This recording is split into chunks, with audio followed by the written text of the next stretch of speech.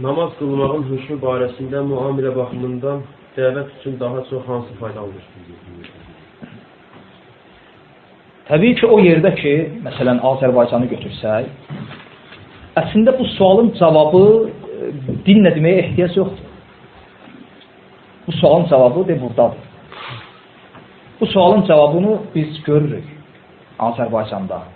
Azərbaycanda dəvət nə ilə başladı? Yəni, sırf əgər namaz qılmayan hökmündən söhbət gedirsə, nə ilə başladı? Hansı rəy üzərində başladı? Nəticə nə oldu? Və salam. Bu cavab, yəni cavab dinlə lazım deyil. Hal dili ağız dilindən əksəldir. Yəni, bugün bunun əksini deyən həmin dəvətlə İslamdadır.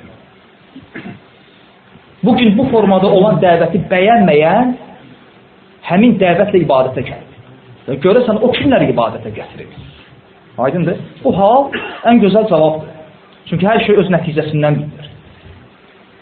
Bəli. İxlasla.com saytı tərəfindən təqdim olundu.